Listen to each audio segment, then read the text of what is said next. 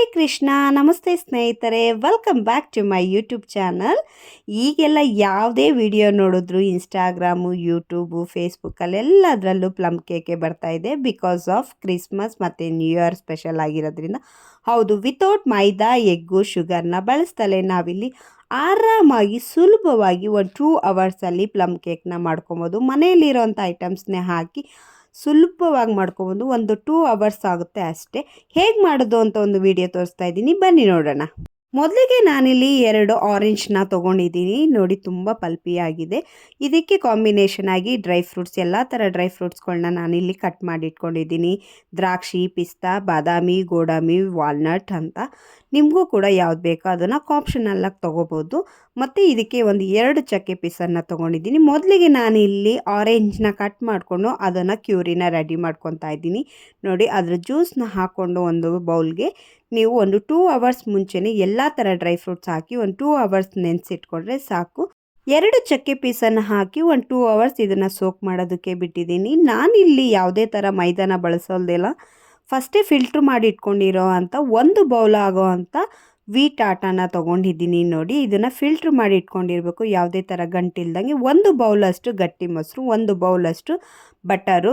ನಾನು ನಿನ್ನೆ ತಾನೇ ಬೆಣ್ಣೆ ತೆಗೆದಿರೋದ್ರಿಂದ ಫ್ರೆಶ್ ಬಟರ್ನ ತೊಗೊಂಡಿದ್ದೀನಿ. 1 ಬೌಲಷ್ಟು ಪ್ಯೂರ್ ಜಾಗ್ರಿ ಪೌಡರ್ ಮತ್ತು 3 ಸ್ಪೂನಷ್ಟು ಕೋಕೋನಟ್ ಪೌಡರ್, 1 ಚಿಟಿಕೆಯಷ್ಟು ಉಪ್ಪು ಮತ್ತು ಒಂದು ಅರ್ಧ ಚಮಚದಷ್ಟು ಸೋಡಾ ಮತ್ತು ಬೇಕಿಂಗ್ ಪೌಡ್ರು. ಹೌದು, ಇಷ್ಟನ್ನು ನೀವು ಒಂದೇ ಅಳತೆಯಲ್ಲಿ ತೊಗೊಂಡು ರೆಡಿ ಮಾಡಿಟ್ಕೊಂಡ್ರೆ ಸಾಕು. ನೆಕ್ಸ್ಟ್ ಒಂದು ಬೌಲ್ಗೆ ನಾನಿಲ್ಲಿ ಬೆಲ್ಲದ ಪಾಕನ ರೆಡಿ ಮಾಡ್ಕೊಳ್ಳೋದಕ್ಕೋಸ್ಕರ ಒಂದು ಅರ್ಧ ಲೋಟ ಇಲ್ಲಾಂದರೆ ಮುಕ್ಕಾಲು ಲೋಟದಷ್ಟು ನೀರನ್ನು ಹಾಕಿ, ನೀರು ಬಿಸಿ ಹಾಕ್ತಿದ್ದ ಹಾಗೆ ಜಾಗ್ರಿ ಪೌಡ್ರನ್ನ ಹಾಕ್ಕೊಂಡು ಇದನ್ನು ಕುದಿ ಬರೆಸಿ ಪಾಕನ ರೆಡಿ ಮಾಡ್ಕೊಬೇಕು.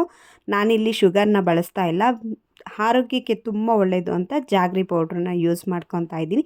ತುಂಬ ಮೆಲ್ಟಾಗಿ ಸ್ವಲ್ಪ ಒಂದೆಳೆ ಪಾಕ ಬರೋ ಅಷ್ಟು ಬಂದರೆ ಸಾಕು, ತುಂಬ ಚೆನ್ನಾಗಿರುತ್ತೆ. ನೋಡಿ ಯಾವ ತಿಕ್ನೆಸ್ಸು ಕಲರ್ ಇದೆ ಅಂತಂದು. ನೆಕ್ಸ್ಟು ನಾನಿಲ್ಲಿ ಅದು ತಣ್ಣಗಾಗೋಕ್ಕೆ ಬಿಟ್ಟು ಒಂದು ಬೌಲ್ಗೆ ಗಟ್ಟಿಯಾದ 1 ಬೌಲಷ್ಟು ಮೊಸರು ಮತ್ತು ಅದೇ ಅಳತೆಯಷ್ಟು ಬಟರ್ನ ಹಾಕ್ಕೊಂಡು ನೀಟಾಗಿ ಶಿಂಕ್ ಮಾಡ್ಕೊತಾ ಇದ್ದೀನಿ. ನಿಮ್ಮ ಕೈಲಿ ಆದಷ್ಟು ಅದನ್ನು ನೀಟಾಗಿ ಒಳ್ಳೆ ಕನ್ಸಿಸ್ಟೆನ್ಸಿ ಬರೋವರೆಗೂ ನೀವು ಅದನ್ನು ರೆಡಿ ಮಾಡ್ಕೊಬೇಕು, ಒಂದು ಬ್ಯಾಟರ್ ಟೈಪು. ನೋಡಿ, ಈ ಥರ ಇದು ರೆಡಿ ಆಗ್ತಿದ್ದ ಹಾಗೆ ನೀವೇನು ಸೋಕ್ ಮಾಡಿರ್ತೀರಲ್ಲ ಆರೆಂಜ್ ಕ್ಯೂರಿ ಒಳಗಡೆ, ಅದೆಲ್ಲ ಡ್ರೈ ಫ್ರೂಟ್ಸನ್ನ ಹಾಕ್ಕೊಂಡು ಒಂದು 2 ಮಿನಿಟ್ಸ್ ಅದನ್ನು ಮಿಕ್ಸ್ ಮಾಡಿದ್ರೆ ಸಾಕು. ನೆಕ್ಸ್ಟ್ ಇದಕ್ಕೆ ನಾನು 3 ಸ್ಪೂನಷ್ಟು ಕೋಕೋ ಪೌಡ್ರನ್ನ ಮಿಕ್ಸ್ ಮಾಡ್ಕೊತಾ ಇದ್ದೀನಿ. ಕೆಲವರು ಇದಕ್ಕೆ ವೆನಿಲಾ ಎಸೆನ್ಸ್ನ ಯೂಸ್ ಮಾಡ್ಕೊತಾರೆ, ನಿಮ್ಮ ಕಾಂಬಿನೇಷನ್, ಓಕೆನಾ. ನೆಕ್ಸ್ಟು ನಾನಿಲ್ಲಿ ಜಾಗ್ರಿ ಪೌಡ್ರು ತಣ್ಣಗಾಗಿದೆ, ಅದನ್ನು ಕೂಡ ಹಾಕ್ಕೊಂಡು ನೀಟಾಗಿ ನೋಡಿ ಈ ಥರ ಬ್ಯಾಟರ್ ರೆಡಿ ಆಗಿಬಿಟ್ಟಿದೆ, ಓಕೆನಾ. ನೆಕ್ಸ್ಟು ನಾನಿಲ್ಲಿ ಸ್ವಲ್ಪ ನೋಡಿಕೊಂಡು ವೀಟನ್ನ ಬಳಸ್ಕೊತಾ ಇದ್ದೀನಿ. ಗೋಧಿ ಹಿಟ್ಟನ್ನು ಹಾಕ್ಕೊಬೇಕಾದ್ರೆ ನೋಡಿ ಈ ಥರ ಕೈ ಆಡ್ತಾ ಇದ್ದೀನಿ, ಯಾಕಂದರೆ ಅದೊಂಚೂರು ಗಂಟು ಬರಬಾರ್ದು. ಹಾಗಾಗಿ ನೋಡಿ ನೀಟಾಗಿ ಈ ಥರ ಬ್ಯಾಟರ್ ಕೂಡ ರೆಡಿ ಆಗ್ತಿದೆ. ನೋಡಿ ಎಷ್ಟು ಚೆನ್ನಾಗಿದೆ ಅಂತ, ಕಲರು ಮತ್ತು ತುಂಬ ಚೆನ್ನಾಗಿದೆ. ನೆಕ್ಸ್ಟ್ ನಾನಿಲ್ಲಿ ಬೇಕಿಂಗ್ ಪೌಡರ್, ಬೇಕಿಂಗ್ ಸೋಡಾ, 1 ಚಿಟಿಕೆಯಷ್ಟು ಉಪ್ಪನ್ನು ಕೂಡ ಹಾಕ್ಕೊಂಡು ಒಂದು 2 to 3 ಮಿನಿಟ್ಸು ನೀಟಾಗಿ ಒಳ್ಳೆ ಕನ್ಸಿಸ್ಟೆನ್ಸಿ ಬರೋವರೆಗೂ ಈ ಥರ ಮಿಕ್ಸಿಂಗ್ ಮಾಡ್ಕೊತಾನೆ ಇದ್ದೀನಿ. ನೆಕ್ಸ್ಟ್ ಒಂದು ಬೌಲ್ಗೆ ಇದನ್ನು ಟ್ರಾನ್ಸ್ಫರ್ ಮಾಡೋಕ್ಕೂ ಮುಂಚೆ ತಳಕ್ಕೂ ಕೂಡ ಬಟರ್ನ ಎಲ್ಲ ಕಡೆ ಸರ್ವ್ ಮಾಡಿ, ನೆಕ್ಸ್ಟ್ ಒಂದು ಬಟರ್ ಪೇಪರ್ಗೂ ಕೂಡ ಅದನ್ನು ಬಟರ್ನ ನೀಟಾಗಿ ನೋಡಿ ಈ ಥರ ನೀಟಾಗಿ ಅಂದರೆ ನೀಟಾಗಿ ಫಿಲಪ್ ಮಾಡ್ಕೋಬೇಕು.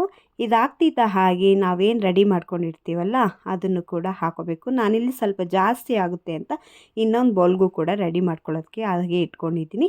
ನೋಡಿ ನೀಟಾಗಿ ರೆಡಿ ಆಗ್ತಿದ್ದ ಹಾಗೆ ನೆಕ್ಸ್ಟ್ ಒಂದು ಓವನ್ ಇಲ್ಲ ನಮ್ಮಲ್ಲಿ, ಹಾಗಾಗಿ ನಾನಿಲ್ಲಿ ಇಡ್ಲಿ ಪಾತ್ರೆಗೆ ಅದನ್ನು ಡೈರೆಕ್ಟಾಗಿ ಇಡ್ತಾಯಿದ್ದೀನಿ. ಒಂದು ಇಡ್ಲಿ ಪಾತ್ರೆಗೆ ಸ್ವಲ್ಪ ತಳಕ್ಕೆ ನೀರು ಹಾಕಿ ಒಂದು ಇದನ್ನು ಇಟ್ಟಿದ್ದೀನಿ. ಅಷ್ಟರೊಳಗಡೆ ಇದಕ್ಕೆ ನೀಟಾಗಿ ಗಾರ್ನಿಷ್ನ ಮಾಡ್ಕೊಬೋದು. ನಿಮ್ಗೆ ಯಾವ ಡ್ರೈ ಫ್ರೂಟ್ಸ್ ಬೇಕೋ ಆ ಡ್ರೈ ಫ್ರೂಟ್ಸ್ನ ಹಾಕಿ ರೆಡಿ ಮಾಡ್ಕೊಳ್ಳಿ. ಅದನ್ನು ಬೇಯೋದಕ್ಕೆ ಬಿಟ್ಕೊಳ್ಳಿ. 1 ಅವರ್ ಮ್ಯಾಕ್ಸಿಮಮ್ ಅಂದರೆ 1 ಅವರ್ ಬೇಕು. ನೋಡಿ, ನಾನು ಚಿಕ್ಕ ಬೌಲಲ್ಲಿ ಅದು ಮಿಕ್ಕಿರೋ ಅಂಥದ್ದು ಚಿಕ್ಕ ಬೌಲಲ್ಲಿ ಇಟ್ಟು ಆಲ್ರೆಡಿ ಕೇಕು ರೆಡಿಯಾಗಿದೆ. 1 ಅವರ್ ಮ್ಯಾಕ್ಸಿಮಮ್ ಬೇಯಿಸಿದ್ರೆ ಸಾಕು. ನೋಡಿ ತುಂಬ ಚೆನ್ನಾಗಿದೆ. I am very excited to show this ಅಂತ. ಟೇಸ್ಟ್ ಮಾತ್ರ ಅಲ್ಟಿಮೇಟಾಗಿತ್ತು. ಏನೇ ಆಗಿರಲಿ, whatever it is, taste ಚೆನ್ನಾಗಿರಲಿ ಚೆನ್ನಾಗಿಲ್ದಲ್ಲೇ ಇರಲಿ, ಮನೆಯಲ್ಲೇ ಹೆಲ್ತಿಯಾಗಿ ಮಾಡ್ಕೊಂಡು ತಿನ್ನೋದನ್ನ ಖಂಡಿತ ನೀವು ರೂಢಿ ಮಾಡ್ಕೊಳ್ಳಿ. ನೋಡಿ ಹೇಗಿದೆ ಅಂತ. ಸ್ವಲ್ಪ ಬಿಸಿ ಇತ್ತು, ಬಟ್ ನಮಗೆ ಎಕ್ಸೈಟ್ಮೆಂಟು. ನನ್ನ ಮಗಳಂತೂ ತುಂಬ ತಿನ್ನಬೇಕು ಅಂತ ಆಸೆ ಬಿದ್ಲು, ಹಾಗಾಗಿ ಬಿಸಿಲೇ ನಾವು ಕಟ್ ಮಾಡಿದ್ದು. ಸ್ವಲ್ಪ ತಣ್ಣಗಾದ್ಮೇಲೆ ಕಟ್ ಮಾಡಿದ್ರೆ ನೀಟಾಗಿರುತ್ತೆ.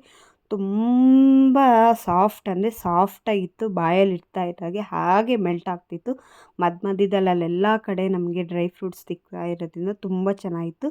ಇದಕ್ಕೊಂದು ಸ್ವಲ್ಪ ಗಾರ್ನಿಷ್ಗಾಗಿ ನನ್ನ ಮಗಳು ಇದಕ್ಕೆ ಚಾಕ್ಲೇಟ್ ಶಿರಪ್ನ ಹಾಕ್ಕೊಂಡು ಡೆಕೋರೇಟ್ ಮಾಡಿಕೊಂಡು ತಿನ್ನೋದಕ್ಕೆ ಅಂತ ರೆಡಿ ಮಾಡಿಕೊಂಡ್ಳು. ಅಷ್ಟರೊಳಗೆ ಇನ್ನೊಂದು ಕೂಡ ರೆಡಿ ಆಗಿಬಿಡ್ತು. ನಾವು ಫಸ್ಟ್ ಇಟ್ಟಿದ್ದು ನೋಡಿ, ಇದು ರೆಡಿಯಾಗಿದೆ ಅಂತ ಹೇಗೆ ಗೊತ್ತಾಗುತ್ತೆ ಅಂದರೆ ನೋಡಿ, ಸೈಡಲ್ಲೆಲ್ಲ ಬಿಟ್ಕೊಂಡಿರುತ್ತೆ, ಹಾಗಾಗಿ ಇದು ರೆಡಿ ಆಗಿಬಿಟ್ಟಿರುತ್ತೆ. ನೀವು ಕೂಡ ಮನೆಯಲ್ಲಿ ಒಂದ್ಸತಿ ಟ್ರೈ ಮಾಡಿ ನೋಡಿ. ವಿಡಿಯೋ ಇಷ್ಟ ಆದಲ್ಲಿ ಕೊನೆವರೆಗೂ ನೋಡಿ. ನಮ್ಮ ಚಾನಲ್ನ ಯಾರೆಲ್ಲ ಸಬ್ಸ್ಕ್ರೈಬ್ ಮಾಡ್ಕೊಂಡಿಲ್ವೋ ಅವರೆಲ್ಲ ಸಬ್ಸ್ಕ್ರೈಬ್ ಮಾಡ್ಕೊಳ್ಳಿ. Thanks for watching my YouTube channel. Keep supporting.